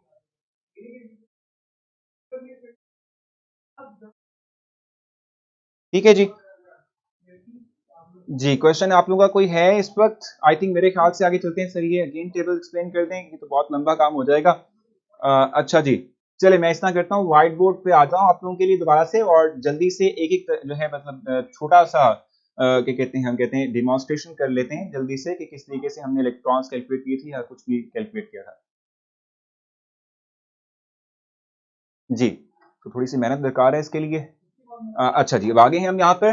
देखो मैंने आप लोगों को बताया था किस तरीके से आपने इलेक्ट्रॉन्स कैलकुलेट करने हैं, तो बहुत सिंपल सा यार, ये तो कुछ भी नहीं है इसमें। एम वैल्यू समझा दें। हाजरा एम वैल्यू कैलकुलेट करने का फॉर्मूला था m is equal to 2l+1, ठीक है। मैंने आपसे कहा था कि एसपीडीएफ के लिए एस की वैल्यू 0 होती है, पी के लिए हमारे पास वैल्यू 1 होती है, डी के लिए 2 होती है और एफ के लिए 3 होती है। आप जस्ट इन वैल्यूज को इस फार्मूला में एल की जगह पर पुट करेंगे और कॉरस्पॉन्डिंगली हम कहते हैं कि एम की वैल्यू आ जाएगी, ठीक है। जैसे हमने कहा था कि फॉर एग्जांपल मैंने आपको एग्जांपल दी थी एस की दी थी, तो एस के लिए हमारे पास एल की वैल्यू 0 होती है। आप 0 पुट करें इसकी जगह पर तो आप गेट करेंगे 1, मतलब कि जो एस सबशेल है it will not be degenerate, इसमें फर्दर डिवीजन नहीं होती। पी की जहां तक बात है तो एल की वैल्यू हमारे पास पी के लिए 1 होती है। आप 1 पुट करेंगे, सो 2 into 1 will give us 2, 2+1 देगा आपको 3, ठीक है। इसका मतलब ये हुआ कि p subshell further degenerate orbitals 3 carry कर रहा होता है, ठीक है। ऑर्बिटल्स ओरिएंटेशन समझा दें। अभी ओरिएंटेशन हमने समझनी है तरीका, अभी हम ना शेप की बात करेंगे, उसमें फर्दर क्लैरिफिकेशन आ जाएगी। यानी देखो px py pz का मतलब ही ओरिएंटेशन होता है कि जो हमारे पास p सबशेल है उसमें जो डीजेनरेट ऑर्बिटल्स हैं वो अपने आप को x एक्सिस के लॉन्ग भी मूव रखते हैं, y एक्सिस के लॉन्ग भी रखते हैं और z एक्सिस के लॉन्ग जो है वो भी रखते हैं, ठीक है। A will not explain in book. अच्छा, क्लियर हो चुका है आप लोगों को? कोई मसला तो नहीं है अब यहाँ तक? अब हम नेक्स्ट मूव कर सकते हैं आगे, शेप ऑफ ऑर्बिटल्स पढ़ सकते हैं। जल्दी से बता दें आप लोग, जल्दी जल्दी बताना आप लोगों ने। मैं व्हाइट बोर्ड जो है रेज इसलिए नहीं कर रहा क्योंकि आप लोग फिर जो है बाद में कोई क्वेश्चन पूछ लेंगे तो मुझे मुश्किल हो जाएगा दोबारा से राइट करना। जी ठीक हो गया, नेक्स्ट चलते हैं आगे। फोर्थ स्लाइड इस वक्त मैं आप लोगों की स्क्रीन पर लेकर आऊंगा क्योंकि हमारे पास आज बहुत कुछ है देखने को, तो हम एमसीक्यूज भी करेंगे लेकिन फर्दर पहले हम चाहते हैं कि थोड़ा सा कर लेना, जल्दी जल्दी पढ़ लें। अब देखो shapes of s atomic orbital, p atomic orbital की बात करेंगे। Atomic orbital m value repeat कर दें, हाजरा अभी रिपीट की थी आपके लिए कि कैसे आपने कैलकुलेट करना है। फॉर्मूला हमारे पास 2l+1 होता है। आप इसमें जस्ट एल की वैल्यू पुट करते हुए एन की वैल्यू को कैलकुलेट कर सकते हैं। अभी डिमॉन्स्ट्रेट किया था आपके सामने, रिपीट आपके लिए ही किया था कि एस के लिए क्या एन की वैल्यू आती है और पी के लिए क्या हमारे पास आती है। अब इसमें तो आपकी स्क्रीन पर विजिबल है, किस चीज को भी हम शो कर रहे हैं, शेप्स ऑफ एटॉमिक ऑर्बिटल की बात कर रहे हैं, सबशेल्स की बात कर रहे हैं। और इसमें आप देख रहे हैं एस की बात हम फर्स्ट करेंगे। अगर हम एस की बात करते हैं तो ये स्फेरिकल फॉर्म के अंदर होता है। स्फेरिकल सिमेट्रिकल का नाम इसको हम क्यों देते हैं? सिमेट्रिकल का मतलब होता है कि इसकी हर तरफ जो है हम कहते हैं इसकी जो शेप है वो रेगुलर शेप कहलाती है, इसलिए इसको हम सिमेट्रिकल का नाम दे रहे होते हैं। So S orbital has spherical symmetrical shape, ठीक है, and usually represented by a circle. Circle से इसको हम रिप्रेजेंट करते हैं, ठीक हो गया। मास या हाजरा अभी भी कोई प्रॉब्लम आएगा तो आप इस तरह कीजिएगा कि जो है ना आप आफ्टर द लेक्चर मेरी पोस्ट पे कमेंट कर दीजिएगा, मैं आपको वहां पर ब्रीफ कर दूंगा। और अगर चाहेंगे तो मैं आपके लिए जो है जो भी अगर आप डिमांड करेंगे वहां पर तो मैं आप लोगों को लिंक प्रोवाइड कर दूंगा जहां डिटेल में मैंने लेक्चर दिया हुआ है इसके ऊपर, आप वहां से भी समझ लेना, ठीक है जी। अच्छा अच्छा, उसके बाद फिर हम कह रहे थे कि एस को हम कहते हैं स्फेरिकल से शो करते हैं और हम कहते हैं कि जैसे जैसे एन की वैल्यू बढ़ती है, जैसे जैसे एन की वैल्यू जो है वो इंक्रीज करती है, वैसे वैसे हम कहते हैं कि एस का साइज ही बढ़ेगा। जैसे आप देख रहे हैं यहाँ पर 1s का साइज छोटा है, 2s का साइज लार्जर है एज कंपेयर टू 1s। क्यों? क्योंकि इसके आप लगा जो 2 है, ठीक है, ये प्रिंसिपल क्वांटम नंबर को शो करता है और चूंकि 2 ग्रेटर देन है 1 के, इसलिए हम कहते हैं कि इसमें हमारे पास साइज बढ़ जाएगा, 3s का साइज और लार्जर हो जाएगा as compare to 1s and 2s। ठीक हो गया। तो जैसे जैसे आप n की वैल्यू बढ़ाते हो वैसे वैसे जो size of the s subshell है वो भी इंक्रीज करेगा। यही मैंने मेंशन भी किया था कि 2s is much larger as compare to 1s। ठीक है जी। बाकी हम कहते हैं कि s सबशेल जो है it always occupy just 2 electron, इससे बढ़कर वो इलेक्ट्रॉन कैरी नहीं करता। और नोडल प्लेन का मतलब क्या होता है कि इस वक्त स्क्रीन पर नजर भी आ रहा है नोड जिसको हम कहते हैं, ये हम कहते हैं कि वो प्लेन है क्या वो एरिया है जहां probability of finding electron zero होती है। ऑर्बिटल को डिफाइन कैसे करते हैं या शेल को डिफाइन कैसे करते हैं? The area around the nucleus at which the probability of finding electron is 97% या 98% या 95%। ठीक है। लेकिन ये जो हमारे पास नोडल प्लेन है यहाँ पर हम कहते हैं कि finding of probability of finding electron जो है हमारे पास क्या होती है, जीरो होती है। यहाँ पर हम कहते हैं इलेक्ट्रॉन मौजूद नहीं होते। ठीक है। इस तरीके से पी ब्लॉक यानी पी एटॉमिक ऑर्बिटल की बात कर लेते हैं। सो पी एटॉमिक ऑर्बिटल्स हमारे पास क्या होते हैं, डबल शेप के होते हैं। इनकी ओरिएंटेशन मतलब कि इनके स्पेस में जो अरेंजमेंट है वो एक्स एक्सिस के अलॉन्ग भी हो सकती है, वाई एक्सिस के अलॉन्ग भी हो सकती है, जी एक्सिस के अलॉन्ग भी हो सकती है, जिसको p x p y p z से लिखते हैं और इस वक्त स्क्रीन पर विजिबल भी है। ठीक है। हम इसके लिए जो n की वैल्यू देख रहे होते हैं वो 0 प्लस माइनस 1 होती है, मैंने अभी आपको कैलकुलेट करके भी दिखाई थी। ठीक है। बाकी जो है p जो हमारे पास सबशेल है इसमें जो डीजेनेरेट ऑर्बिटल या जिनको हम कहते हैं फर्दर एटॉमिक ऑर्बिटल्स, ठीक है, ये हर एक जो है वो 2 इलेक्ट्रॉन्स कैरी करेगा। ठीक है। इसमें कोई पॉइंट आपने डिस्कस करना मेरे साथ जल्दी से डिस्कस करें, ये तो हम नेक्स्ट मूव करेंगे डी सबशेल की जो है हम शेप पढ़ेंगे और उसके बाद फिर हम आगे मूव करेंगे, हम इलेक्ट्रॉनिक कॉन्फ़िगरेशन की बात करेंगे, उससे मतलब जो है हम डिस्कस करेंगे हमारे लेक्चर के अंदर। अब नेक्स्ट वही रहेगा, इलेक्ट्रॉनिक कॉन्फ़िगरेशन आ जाएगी। मुझे बताएं कि इसमें कुछ पूछना है आप लोगों ने, क्लियर जरूर मेंशन कीजिएगा। अगर आपने जो है कुछ कंफ्यूजन शेयर ना करनी हो तो क्लियर लिख दीजिएगा। अभी हमने एमसीक्यूज डिस्कस नहीं किए, अभी जैसे ही हम इन तमाम पॉइंट्स को क्लियर कर लेंगे फिर हम एमसीक्यू की तरफ मूव करेंगे। जल्दी से बताना आपने।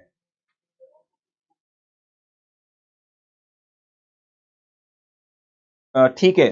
सो अब हम जाएंगे next towards the D subshell. ठीक है। बहुत सिंपल सिंपल सी इंफॉर्मेशन है, इसमें कोई मुश्किल वाली चीज नहीं है। इसमें सर प्लीज एमसीक्यू का आंसर है वो डिराइव में सेंड कर दें, प्रिंट करना होता है। आमना तमाम के तमाम एमसीक्यूज के आंसर आप वहां देखेंगे, मिल जाएंगे आपको। हर एक जो भी टेस्ट अपलोड करता हूँ वो की के साथ करता हूँ ताकि आप लोग आराम से जो है सॉल्व कर सकें इनको। ठीक है जी। इस वक्त आपकी स्क्रीन पर डी सबशेल का हमने जो है हमने शेप दिखाई आप लोगों को, आपकी स्क्रीन पर है। जो डी सबशेल हमारे पास है, ठीक है, एस का के लास्ट 2 पॉइंट क्लियर कर दें। देखो वही थे वहां पर ना, एस के जो लास्ट 2 पॉइंट थे कि एस जो है हमारे पास वो 2 इलेक्ट्रॉन कैरी करता है और नोडल प्लेन का मतलब सिंपली तौर पे क्या होता है कि वो एरिया अराउंड द न्यूक्लियस जहां इलेक्ट्रॉन नहीं होता। सर 1 के साथ प्लस माइनस क्यों लगाया है? देखो वानिया जस्ट इंडिकेट करने के लिए किस चीज को कि भाई किसी एक, चलें मैं आप इस तरह करता हूँ कि व्हाइट बोर्ड पर लाता हूँ आप लोगों को और उस पर मैं आप लोगों को थोड़ा सा क्लियर करता हूँ नोडल प्लेन, क्योंकि आप लोगों को क्लियर नहीं हो रहा। देखो लास्ट पॉइंट पी ऑर्बिटल का एक्सप्लेन कर दें तो यार वो तो बहुत ही आसान है ना कि पी हमारे पास जो सबशेल है, ठीक है, इसमें हम कहते हैं कि ये 3 डिजिट ऑर्बिटल कैरी करता है, p x p y p z. ठीक है। और हर एक के अंदर 2-2 इलेक्ट्रॉन होते हैं वानिया, जो ये था आई थिंक मेरे यहां से था। ठीक है। अब देखो ये न्यूक्लियस है, ठीक है, ये पहला शेल है, ये लेट्स सपोज दूसरा शेल है, यहां इलेक्ट्रॉन होगा, ठीक है, लेकिन ये जो जगह है इन बिटवीन द ऑर्बिटल्स इसको हम नोडल प्लेन कहते हैं। ठीक है। ये वो एरिया है जहां इलेक्ट्रॉन नहीं होता। अब आई थिंक क्लियर हो चुका, आप लोगों को हो चुका होगा। ठीक है। Probability of finding electron zero in between the orbitals, probability of finding electron zero होती है। ठीक है। और हम प्लस माइनस से क्यों शो करते हैं? वानिया पूछ रही है तो मैं आपको बता दूं वानिया कि n की जहां तक बात है इसको हम इंटीजर्स के साथ शो करते हैं, प्लस माइनस 1 या हम कहते हैं कि 0 या प्लस माइनस 2 से शो करते हैं। जैसे हमारे पास p के लिए वैल्यू जो है वो 3 आई थी, इस 3 को हम एज ए राइट नहीं करते, इसको हम राइट करते हैं ऐसे 0 प्लस माइनस 1 राइट करते हैं। ये शो करता है कि किसी मेन शेल के अंदर कितने डिजेनेरेट ऑर्बिटल्स होंगे। आई थिंक मुझे उम्मीद है कि अब आप क्लियर हो चुका होगा। अब हम नेक्स्ट मूव कर सकते हैं, अगर आप लोग इजाजत दें तो हम नेक्स्ट चलते हैं आगे। क्या कहते हैं आप लोग? चलें देखें जरा, इस वक्त आपकी स्क्रीन पर है हाउ मच प्रोबेबिलिटी जीरो होती है वहां पर नोडल प्लेन पर। ठीक है। नोडल प्लेन पर जीरो होती है। अच्छा देखो भाई शेप ऑफ डी ऑर्बिटल मैंने आपको बताया ये भी डम्बल शेप के समहाउ होते हैं। ठीक है। लेकिन यहाँ पर जो है नोडल हम जो कहते हैं समहाउ नंबर ऑफ लूप्स जो हैं वो वेरी करती हैं। जुनेद कह रहे हैं नोडल प्लेन की डेफिनेशन बता दें तो अच्छा बताती है। ठीक है जी। नोड और एंटी नोड में क्या फर्क होता है, क्या डिफरेंस होता है? तो मैं आपको बता दूं कि नोड वो एरिया जहां इलेक्ट्रॉन नहीं होता, देखो अभी हम लूप की बात करेंगे तो जो दो लूप्स हैं वो आपस में जहां मिलेंगी वो जो है क्या होता है, नोड होता है, ठीक है। वो वहां पर वो है मीटिंग पॉइंट को हम नोड का नाम दे रहे होते हैं, ठीक है, वो नोड होता है, ठीक हो गया ना। अच्छा, शेप ऑफ डी सबशेल की हम बात कर रहे हैं, सो आपकी स्क्रीन पर भी है। डी सबशेल की हम जहां तक बात करते हैं तो वो 4 लूप्स कैरी करता है। आप देख भी सकते हैं यहाँ पर कि अपनी स्क्रीन पर P X Y, P Y Z और पी जो है हमारे पास एक्स टू वाई टू है, sorry D X Y, D Y Z, D X Z और D X two Y two है और डी जी टू है, ठीक है, आपकी इस वक्त स्क्रीन पर है। तो हर एक के 4 लूप्स हैं, ठीक है, सिवाय डी जी टू के जिसमें एक मफरल टाइप का होता है, बाकी सब के अंदर 4 लूप्स होते हैं, ठीक हो गया। और हम कहते हैं कि ये जो लूप्स हैं, ठीक है, वो अपने आप को ओरिएंट करते हैं, मतलब कि लगाते हैं, अरेंज करते हैं along x y and z axis, ठीक है। और हम कहते हैं कि भाई हमारे पास क्या है, the size of d orbital, d जो हमारे पास डी ऑर्बिटल है, इसका साइज बढ़ेगा by the increase of n value, ठीक है। एन की वैल्यू जैसे बढ़ाते जाएंगे वैसे वैसे इसका साइज भी बढ़ेगा, जैसे आपने एस की जो है साइज को देखा था कि एन की वैल्यू बढ़ाने से एस का साइज भी बढ़ने लग गया था, ठीक है। आप मुझे बताएं इसमें कुछ मसला है आप लोगों को, जल्दी से। बहुत सिंपल है इसका, ठीक है, कोई मसला नहीं होना चाहिए। बताएं जल्दी से, शाबाश।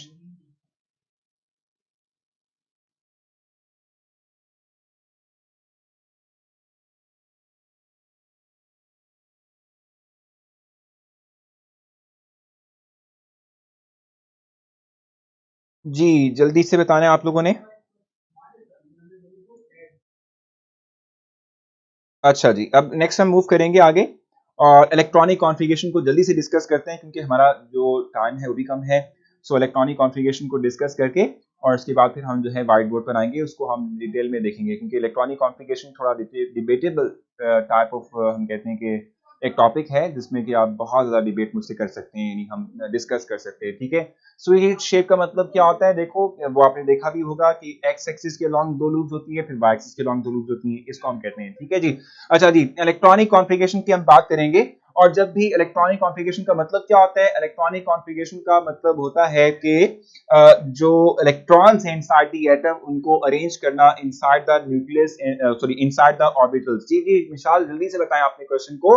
हम ये बात कह रहे हैं कि इलेक्ट्रॉन्स को इनसाइड द मेन शेल और सब शेल्स के अंदर अरेंजमेंट के प्रोसेस को हम कहते हैं इलेक्ट्रॉनिक कॉन्फ़िगरेशन। और जब भी हम किसी एक एटम के अंदर इलेक्ट्रॉन को अरेंज कर रहे होते हैं, इलेक्ट्रॉनिक कॉन्फ़िगरेशन राइट कर रहे होते हैं, तो उसके लिए 3 मेजर रूल्स हैं जिनको अपने ध्यान रखते हैं। एफओ प्रिंसिपल है, पॉली एक्सक्लूजन प्रिंसिपल है, हुंज रूल है, ठीक है। इन 3 का हम इस्तेमाल करते हैं और इसके थ्रू हम क्या करते हैं, इलेक्ट्रॉन के ऐड करते हैं इनसाइड द एटम, उसमें अरेंज कर रहे होते हैं। फर्स्ट वन हमारे पास एफओ प्रिंसिपल है, ठीक है। इसमें हम कहते हैं कि इसका मतलब सिंपली तौर पे क्या होता है कि हम जब भी इलेक्ट्रॉन्स की फिलिंग करेंगे इनसाइड द मेन शेल और द सब शेल, ठीक है, तो इंक्रीजिंग एनर्जी ऑर्डर के तहत हम कहते हैं कि इलेक्ट्रॉन्स की फिलिंग की जाएगी, यानी कि के की वैल्यू की एनर्जी कम होती है, जो एल है उसकी एनर्जी वैल्यू ज्यादा होती है, ठीक है, एम की वैल्यू ज्यादा होती है, तो इसमें कहते हैं के को पहले फिल किया जाएगा, फिर एल को, फिर एम को, यानी कि इंक्रीजिंग एनर्जी ऑर्डर के तहत हम क्या करते हैं, इलेक्ट्रॉन्स को फिल करते हैं इनसाइड द शेल और ऑर्बिटल्स, ठीक हो गया। ये एफ प्रिंसिपल की अकॉर्डिंग है, जिसमें नीचे उसने एग्जांपल भी प्रोवाइड की हुई है कि 1s को पहले फिल करेंगे, फिर 2s को फिल करेंगे, फिर 2p को फिल करेंगे और अप टू 100 इलेक्ट्रॉन्स जो है इस तरीके से फिल किए जाएंगे अकॉर्डिंग टू द इंक्रीज, ठीक है जी, हम कहते हैं ऑर्डर जो एनर्जी इंक्रीज करती है उसके बिहाफ पर, उसके अगेंस्ट हम उसके तहत जो है इलेक्ट्रॉन्स की फिलिंग करते हैं इनसाइड द मेन शेल और द ऑर्बिटल्स, ठीक हो गया। और ये जो एनर्जी वाली बात है ना, ठीक है, एनर्जी जो है हम कहते हैं कि उसकी बात है, ठीक है। तो एनर्जी कहां से डिसाइड होती है, हम कहते हैं कि एनर्जी की जो है उसकी उसका जो डिसाइड करने का अमल है, ठीक है, it always decided on the basis of n plus L value.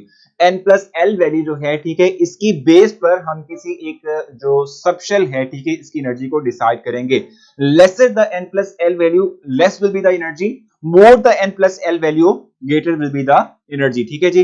मिसाल थोड़ा सा वेट करेंगे, मैं इतना ये कंप्लीट कर लूं फिर मैं आपके क्वेश्चन की तरफ आऊंगा, थोड़ा सा आपने वेट करना है, टेम्पो नहीं टूटना चाहिए, ठीक है। तो मैं आपसे कह रहा था कि एफओ प्रिंसिपल हमें कहता है कि जिसकी एनर्जी कम है पहले जो है उसको फिल करेंगे, जिसकी एनर्जी ज्यादा है उसको बाद में फिल किया जाएगा। So according to increasing energy order हमने इलेक्ट्रॉन्स की फिलिंग करनी होती है इनसाइड द शेल और ऑर्बिटल्स, ठीक हो गया। दूसरा हमारे पास है पॉली एक्सक्लूजन प्रिंसिपल, ठीक है। और पॉली एक्सक्लूजन प्रिंसिपल की हम कहते हैं कि भाई जब हम इलेक्ट्रॉन्स को फिल कर रहे होते हैं इनसाइड द ऑर्बिटल्स, ठीक है, inside the atomic orbitals fill कर रहे होते हैं, तो हम कहते हैं कि कोई भी ऐसा एटॉमिक ऑर्बिटल नहीं होगा, ठीक है, जिसके तमाम के तमाम जो है क्वांटम नंबर्स आपस में इक्वल हो। मतलब ये हुआ कि अगर हम इलेक्ट्रॉन्स को inside the atomic orbital fill कर रहे होंगे, ठीक है, तो एटॉमिक ऑर्बिटल फिल करते हुए हम कहेंगे कि लेट्स सपोज अगर मेरे पास px है, इसमें 2 इलेक्ट्रॉन मैंने डालने हैं, तो दोनों इलेक्ट्रॉन्स की जो है क्या कहते हैं जो डायरेक्शन, मूवमेंट डायरेक्शन है, ठीक है, रोटेशन की डायरेक्शन है, यानी कि हम कहते हैं कि क्लॉकवाइज या एंटी क्लॉकवाइज, ठीक है, ये सेम नहीं होगी। एक की डायरेक्शन अप है तो एक की डायरेक्शन जो है डाउन होगी, यानी कि हम कहते हैं दोनों के दोनों डायरेक्शन जो है वो सेम नहीं होंगे, ठीक हो गया। और लास्ट वन हुंड्स रूल की जहां तक बात है, तो हम कहते हैं कि अगर हमारे पास नंबर ऑफ इलेक्ट्रॉन कम हो जो कि हमने अरेंज करने हैं, लेकिन डीजेनेरेट ऑर्बिटल्स हमारे पास ज्यादा हैं, ठीक है, तो हम कहते हैं क्या है कि हम इलेक्ट्रॉन्स को विद द सेम स्पिन जो है क्या करते हैं डीजेनेरेट ऑर्बिटल्स में, मुख्तलिफ डीजेनेरेट ऑर्बिटल्स में अरेंज करेंगे, इसके बजाय कि हम इनको एक ही डिजिट ऑर्बिटल में डाल दें with the same spin. In example में मेंशन की हुई है कि n के अंदर जो p है इसके पास 3 इलेक्ट्रॉन होते हैं।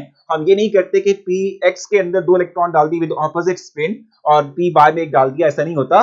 हम इलेक्ट्रॉन्स को चूंकि डिजिट ऑर्बिटल्स अवेलेबल हैं सेम स्पिन के साथ एक एक करके डिवाइड कर देंगे, ठीक है। सो ये हमारे पास कुछ रूल्स हैं जिनका हम इस्तेमाल करते हैं to write the electronic configuration of any metal in any atom, ठीक है। बताएं इसमें कोई क्वेश्चन आपका है, मैं आपके क्वेश्चन का आंसर दूंगा, और जब तक आप क्वेश्चन करेंगे मैं मिसाल के क्वेश्चन का आंसर दे देता हूं। An electron in D can move in 4 loops, 4 direction of electron, ठीक है, इलेक्ट्रॉन मूवमेंट। देखो मैं आपको बताऊं कि मिसाल इसमें जो है 4 लूप्स होती है, क्योंकि देखो हम बात कर रहे हैं डी एक्स वाई की, तो इट मींस कि डी एक्स वाई का मतलब ये हुआ कि यही सब शेल जो है, ये एटॉमिक ऑर्बिटल जो है ये एक्स एक्सिस के लॉन्ग पड़ा हुआ है और वाई एक्सिस के लॉन्ग पड़ा हुआ है, ठीक है। सो हम कहते हैं समहाउ इसकी ओरिएंटेशन अलोंग एक्स और वाई एक्सिस है, यानी ये जब बॉन्ड फॉर्मेशन करेगा विद द अदर एटम, ठीक है, अदर एटम्स ऑर्बिटल, ठीक है, बॉन्ड फॉर्मेशन करेगा यानी ओवरलैपिंग करेगा, ये एक्स के थ्रू भी कर सकता है और वाई, यानी एक्स और वाई के थ्रू जब वो एटॉमिक ऑर्बिटल किसी दूसरे एटम का अप्रोच करेगा तब ये जो है बॉन्ड फॉर्मेशन करेगा, जिसकी ये इस चीज को इंडिकेट करता है। इलेक्ट्रॉन की जहां तक बात है कि वो एक्स एक्सिस के लॉन्ग भी होंगे, वाई एक्सिस के लॉन्ग भी होंगे, एग्जैक्टली जहां ऑर्बिटल्स हैं वहां इलेक्ट्रॉन्स तो होंगे ही, ठीक है। अब बताना मिसाल कोई प्रॉब्लम आई तो बता देना आपने, ठीक है। जी पॉली एक्सक्लूजन प्रिंसिपल बता दें, ठीक है। पॉली एक्सक्लूजन प्रिंसिपल हमें क्या कहता है, हमें ये कहता है कि शांति या ज़ैनब कि अगर हमारे पास एक डीजेनेरेट ऑर्बिटल हो और अगर मैं इस डीजेनेरेट ऑर्बिटल, लेट्स सपोज मैंने 2px की बात की थी, इसमें मैंने 2 इलेक्ट्रॉन डालने हैं, तो दोनों इलेक्ट्रॉन के जो है सारे के सारे क्वांटम नंबर सेम नहीं होंगे, यानी हम कहते हैं कि इनकी डायरेक्शन जो है सेम नहीं होगी। एक की डायरेक्शन जो है हम अप से शो करेंगे तो दूसरे की डायरेक्शन को डाउन से शो करेंगे, यानी कि हम कहते हैं कि इनकी डायरेक्शन जो है सेम नहीं होगी। सर क्या केपी के एंटी टेस्ट सिलेबस सेम होगा यूएचएस का? एग्जैक्टली यूएचएस का सिलेबस तमाम लोगों के लिए सेम होता है। n+l रूल बता दें, वो मैं आपको हुसैन यहाँ पर वाइट बोर्ड पे समझाऊंगा, ठीक है जी। क्लियर हो चुका है आप लोगों को या नहीं हुआ क्लियर? जरा देखें, मैं आप लोगों को थोड़ा सा ब्रीफ कर देता हूं, यहाँ पर व्हाइट बोर्ड पर भी ब्रीफ कर देता हूं। देखो जरा, हम ये कहते हैं, जैसे ये मैंने आप लोगों के लिए बनाया हुआ डायग्राम बनाई हुई है, ये K है, ये L है, इसके बाद जो शेल आएगा वो M होगा, ठीक है। इसकी एनर्जी कम होती है, इसकी एनर्जी ज्यादा होती है, इसकी एनर्जी और ज्यादा होती है। तो अकॉर्डिंग टू फर्स्ट रूल यानी FO प्रिंसिपल, हम कहते हैं कि पहले K को फिल करेंगे, फिर L को फिल करेंगे, फिर M को फिल करेंगे, यानी इंक्रीजिंग ऑर्डर के तहत इलेक्ट्रॉन्स की फिलिंग होगी inside the main shell as well as inside the subshell, ठीक हो गया। तो ये हमारे पास है FO प्रिंसिपल। पॉली एक्सक्लूजन क्या कहता है? पॉली एक्सक्लूजन कहता है लेट्स सपोज px है, इसमें मैं 2 इलेक्ट्रॉन डालूंगा, इसके अंदर 2 इलेक्ट्रॉन आ सकते हैं, तो इन दोनों इलेक्ट्रॉन की जो डायरेक्शन है, ठीक है, उनको ऐसे राइट नहीं कर सकता, ये रॉन्ग है, ठीक है, ऐसे राइट नहीं कर सकता। एक की डायरेक्शन क्या होगी? अप होगी, और एक की डायरेक्शन डाउन होगी, यानी कि हम कहते हैं एक की डायरेक्शन क्लॉकवाइज होगी तो दूसरे की डायरेक्शन एंटी क्लॉकवाइज होगी, ठीक है। ये हमारा है poly exclusion principle. Last Hund's rule क्या है? जैसे मैंने एन की एग्जांपल आपको प्रोवाइड की हुई है, जैसे कि पी जो है इसमें 3 इलेक्ट्रॉन्स थे, हम जब इसमें जो है डीजेनेरेट ऑर्बिटल्स की बात करते हैं, क्योंकि ये 3 हमारे पास डीजेनेरेट ऑर्बिटल्स मौजूद हैं यहाँ पर, ठीक है, तो अब हम यहाँ पर क्या करेंगे कि इलेक्ट्रॉन्स को एक ही डीजेनेरेट ऑर्बिटल में डाल के इनकी ऑपोजिट डायरेक्शन नहीं रखेंगे, बल्कि हम करते क्या है कि इलेक्ट्रॉन्स को डिफरेंट डीजेनेरेट ऑर्बिटल्स में अरेंज करते हैं विद द सेम स्पिन, जिसको हम कहते हैं कि हमारे पास हुंड्स रूल है, यानी इस तरीके से। अब समझ आ गया आप लोगों को हुंड्स रूल, पॉली एक्सक्लूजन और जो FO प्रिंसिपल है। अब कोई क्वेश्चन है तो जल्दी से बता दें। जल्दी से बताना है आपने, फिर लास्ट हम देखेंगे कि हमारे पास नेक्स्ट क्या है, लास्ट स्लाइड हमारे पास क्या है, इंफॉर्मेशन है रिलेटेड टू पॉली एक्सक्लूजन को रिपीट कर दें। अभी बताया मैंने आपको, पॉली एक्सक्लूजन ये कहता है कि अगर जो हमारे पास एक डिजेनेट ऑर्बिटल है इसमें मैं इलेक्ट्रॉन डालता हूं तो इलेक्ट्रॉन्स की डायरेक्शन सेम नहीं होगी, हमेशा इनकी डायरेक्शन ऑपोजिट होगी, एक की अप है तो एक की डाउन होगी।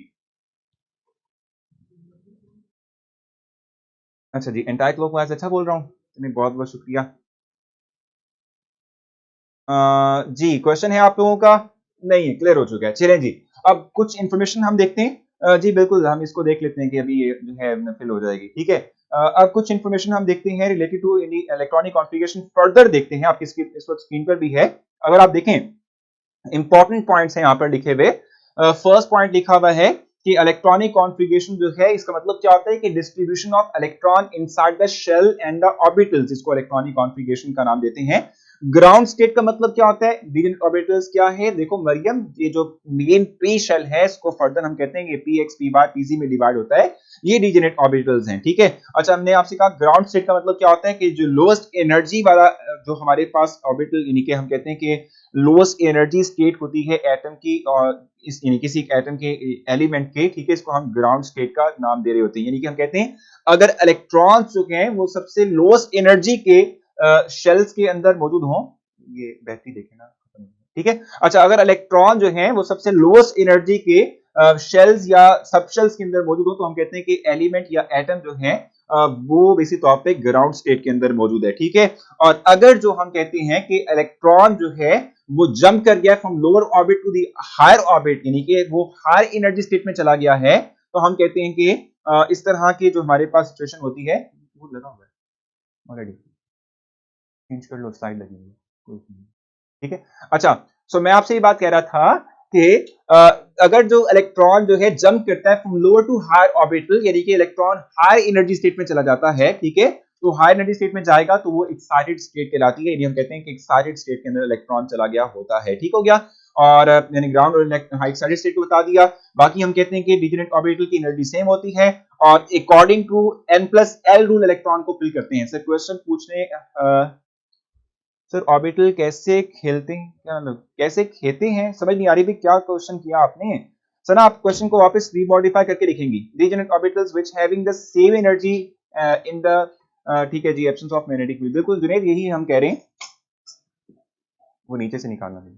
अच्छा जी, बताएं क्या क्वेश्चन है, आई थिंक क्लियर है, तो हम व्हाइट बोर्ड पर आएंगे और व्हाइट बोर्ड पर आके जो मैंने ऑर्डर मेंशन किया मैं थोड़ा सा उसको जस्टिफाई करूंगा और फिर हम जाएंगे टूवर्ड्स टेस्ट, वो टेस्ट करेंगे, फिर एमसीक्यूज को डिस्कस करेंगे, वही टेस्ट के एमसीक्यूज डिस्कस कर लेंगे। मुझे बताएं कोई कंफ्यूजन तो नहीं है आप लोगों को। मैंने आपको शुरू में बता दिया था कि n+l की वैल्यू डिसाइड करेगी कि किसी एक सबशेल की एनर्जी कम है या ज्यादा है। I think white board clear कर दें, इनका व्हाइट बोर्ड कर लें इनको जी। अब देखें जरा, फॉर एग्जांपल मेरे पास 1s है, 4s है, ठीक है, 6p है और लेट्स सपोज 7 जो है, हम चले इस तरह कर लेते हैं, 5p कर लेते हैं। अब आपसे कहा जाए कि जी इनको इंक्रीजिंग एनर्जी ऑर्डर के तहत जो है लगाएं, ठीक है, अरेंज करें, तो कैसे करेंगे। थर्ड पॉइंट भी शान से करता हूं, देखो n+l का आपने फॉर्मूला अप्लाई करना है, पहले पे अप्लाई करते हैं n+l, यानी 1s जो है इस पे आप n+l वैल्यू निकालें, लगाएं। देखो ये जो 1 लगा हुआ है ना इसके साथ, s के साथ, ये है n की वैल्यू, यानी n की वैल्यू यानी कि प्रिंसिपल क्वांटम नंबर वैल्यू है, और l के लिए यानी s के लिए आप l की वैल्यू जानते ही हैं, तो आप लिखेंगे यहाँ पर n+l वैल्यू क्या होगी 1+0, क्योंकि आप जानते हैं कि s के लिए l की वैल्यू 0 होती है, तो ये आ गया 1, ठीक है। इस तरीके से 4s कैलकुलेट करें, 4s हमारे पास क्या होगा 4+0 = 4। इस तरीके से 6p कैलकुलेट करें, 6p के लिए आप कैलकुलेट करेंगे तो 6 प्रिंसिपल क्वांटम नंबर है। p की जहां तक बात है हम कहते हैं कि p हमारे पास क्या होगा, यानी इसके लिए l की वैल्यू हमारे पास क्या होती है 1 होती है, सो 6 + 1 विल गिव अस 7, ठीक हो गया। इस तरीके से लास्ट वन हमारे पास 5p है, अगर आप इसके लिए कैलकुलेट करना चाहें तो 5 + 1 आपके लिए क्या आ जाएगा, ये 6 आ जाएगा। तो एनर्जी ऑर्डर मेंशन करना है, जिसके लिए n+l वैल्यू छोटी है उसकी एनर्जी कम होगी, जिसके लिए वैल्यू ज्यादा है उसकी वैल्यू है एनर्जी भी ज्यादा होगी। तो हम लिख सकते हैं यहाँ पर कि 1s will have less energy as compared to simple 4s, and it has less energy as compared to 5p, and it has less energy as compared to 6p, ठीक है। सो ये ऑर्डर हम मेंशन करेंगे bye calculating the n plus L value, n plus L value के through आप क्या कर सकते हो, आप जो है एनर्जी को कैलकुलेट कर सकते हो। ठीक है, मुझे क्वेश्चन बताएं अगर आपने यहां तक कुछ पूछना हो तो जल्दी बता दें। और जहां तक बात है एक्साइटेड और ग्राउंड स्टेट की, तो देखो अगर जो इलेक्ट्रॉन जो है लोअर एनर्जी स्टेट में है सर, एस से में सर एल की वैल्यू 0 होती है एंड पी के लिए 1 होती है। एग्जैक्टली शान से, ये तो बहुत सिंपल सा है, आपने याद रखना है कि एस के लिए एल की वैल्यू 0 होती है, पी के लिए एस एल की वैल्यू जो है 1 होती है, डी के लिए एल की वैल्यू 2 होती है और एफ के लिए एल की वैल्यू 3 होती है। ठीक है, अगर जो इलेक्ट्रॉन अपने लोअर एनर्जी स्टेट के अंदर है तो ये है ग्राउंड स्टेट। अगर इलेक्ट्रॉन यहां से जंप करके इधर आ गया यानी कि हाई एनर्जी स्टेट में चला गया तो हम कहते हैं ये एक्साइटेड स्टेट कहलाएगी। आई थिंक अब आप लोग कैलकुलेट कर लेंगे, रिपीट कर दें ये पॉइंट, मैंने रिपीट किया, शान से मैंने थर्ड पॉइंट बता दिया कि अगर इलेक्ट्रॉन जो है वो हाई एनर्जी स्टेट में जंप कर गया है यानी इसकी एनर्जी और बढ़ चुकी है तो हम कहते हैं कि ये जो है एक्साइटेड स्टेट कहलाती है। ठीक हो गया। अच्छा, अब n प्लस एल की वैल्यू रिपीट कर दें तो देखो हमारे पास जो है कुछ समहाउ ऑर्बिटल्स मौजूद थे 1s 4s 5p और 6p। हमने इंडिविजुअली सबकी जो है n प्लस एल वैल्यू निकाली। हमने कहा कि n प्लस एल वैल्यू बताएगी कि किसकी एनर्जी ज्यादा है किसकी एनर्जी कम है। ठीक है, किसी दो ऑर्बिटल्स की सेम हो तो हाँ बिल्कुल ये बड़ा अच्छा पॉइंट है। देखो लेट्स सपोज हमारे पास जो है यहाँ पर 4s की वैल्यू 4 आ रही है, अगर मैं बात करता हूँ किस चीज की भी 2p की, चलिए 2p नहीं 3p की बात करता हूँ तो 3p के लिए भी यही सेम वैल्यू आएगी, 3 प्लस 1 विल गिव अस 4। तो इन दोनों की वैल्यू n प्लस एल की सेम है, तो किसको पहले फिल करेंगे, कौन सा लोअर एनर्जी का है, वो ये है जिसकी n की वैल्यू छोटी होती है वो लेस एनर्जी का होता है, जिसकी n की वैल्यू बड़ी होती है वो लार्जर यानी ज्यादा एनर्जी कैरी कर रहा होता है। जल्दी से क्वेश्चन इनके जो टेस्ट है वो डिस्कस करा दें, टेस्ट इनके जो है बता दें इनको। टेस्ट स्टार्ट हो गया इसमें, आई थिंक मेरे ख्याल से आपका कनेक्शन भी जो है वो आई थिंक वीक हो चुका होगा। वो कुछ नहीं इसमें करेगा। हाँ जी इसमें आप बताना है आपने कि कनेक्शन वीक हो गया आपका नेट का जब टेस्ट स्टार्ट हुआ है, जल्दी से बताना है आपने। ठीक है, और टेस्ट भी करना है आप लोगों ने, जिनको टेस्ट डिस्प्ले नहीं हुआ वो अपना पेज रिफ्रेश करेंगे और उसके बाद है, हाँ टेस्ट स्टार्ट हो चुका है, पेज रिफ्रेश करेंगे और उसके बाद आप लोगों को टेस्ट जो वीडियो के एग्जैक्टली नीचे स्टार्ट टेस्ट का ऑप्शन मिलेगा उसे क्लिक करेंगे तो आपका टेस्ट जो है वो स्टार्ट हो जाएगा। ये तो होगा नहीं, ये तो होता है। अच्छा चलें भाई ये भी सही है। अच्छा आसपा आई थिंक मेरे ख्याल से अब आप राइट टाइम पे अपने टेस्ट स्टार्ट कर चुकी होंगी, अब आपका प्रॉब्लम नहीं आया होगा, जल्दी से करें सॉल्व। आपका आज का टेस्ट इतना मुश्किल नहीं होगा, आसान होगा। ठीक है, तो आपने जो है इसको सर पे सवार नहीं करना।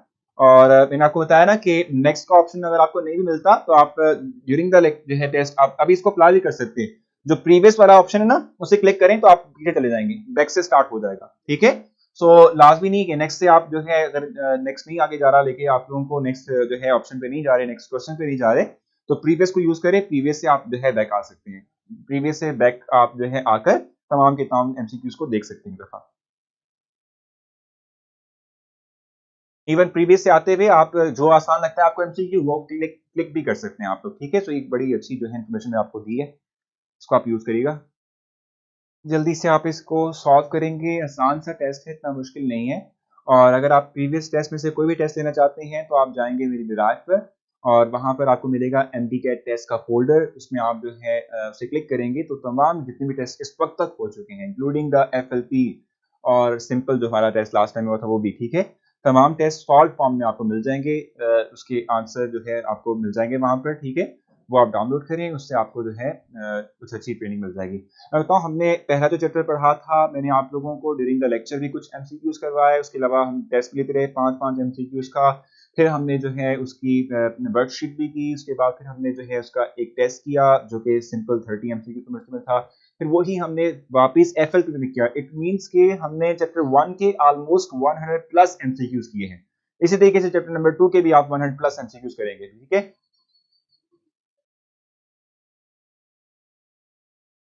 हाँ जी ठीक है, हाँ जी भाई इसका टेस्ट का रिजल्ट आ चुका है और ठीक है, अच्छा है, इतना भी अच्छा नहीं है वैसे, 3 मार्क्स इतने अच्छे नहीं होते, 3 मार्क्स 4 मार्क्स इतने अच्छे नहीं होते, लेकिन फिर भी चलिए आपने ट्राई किया, ये बहुत अच्छी बात है। जी ठीक है जी। सो अब हम कल बात कर लें जल्दी से। अब मैं जो है आप लोगों को खुदाफिज कह दूं क्योंकि आप लोगों ने नमाज पढ़नी होती है और साथ में खाना भी खाना होता है, थोड़ी सी ब्रेक भी लेनी होती है आप लोगों को ने। ठीक है, सो अगर आप इजाजत देते हैं, क्योंकि आज का टेस्ट ऐसा नहीं था जिसमें कोई पॉइंट आपको मुश्किल लगे या आप डिस्कस करना चाहते हो, अगर कोई करना चाहता भी हो तो आप करेंगे ये कि आप लोग जो है मेरी प्रोफाइल पर जाकर किसी भी जो है जो भी मेरा क्या कहते हैं पोस्ट है उस पर कमेंट कर देंगे, मैं आपको रिप्लाई कर दूंगा।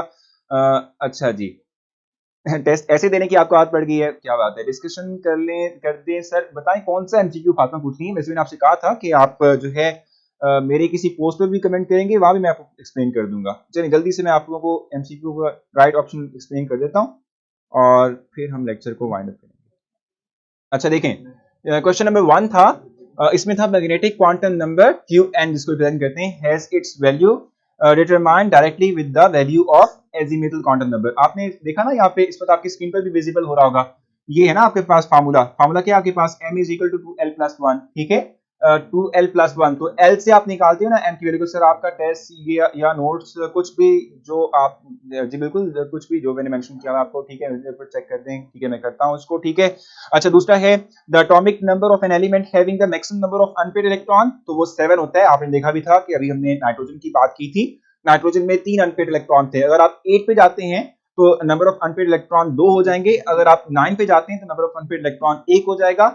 10 कंप्लीट करेंगे तो तमाम के तमाम जो हमारे पास ऑर्बिटल्स हैं वो कंप्लीटली फिल्ड, हम कहते हैं कि जो है नंबर ऑफ ऑर्बिटल्स कैरी करेंगे, ठीक है। 3 का हमारे पास क्या है, the maximum number of orbitals present in a sub shell that is represented by the azimuthal quantum number 3, तो वो बेसिक तौर पे 7 है, ठीक है, अभी मैंने मेंशन भी किया था, ठीक है जी। मैसेंजर चेक कर लें, करें, बिल्कुल ठीक है, मैं कर लूंगा इसको, ठीक है। और आई थिंक देखा से बाकी तो क्लियर ही होगा। अब आपसे कल मुलाकात होगी, आप अपना बहुत सारा ख्याल रखेंगे, कल मिलते हैं, अल्लाह हाफिज।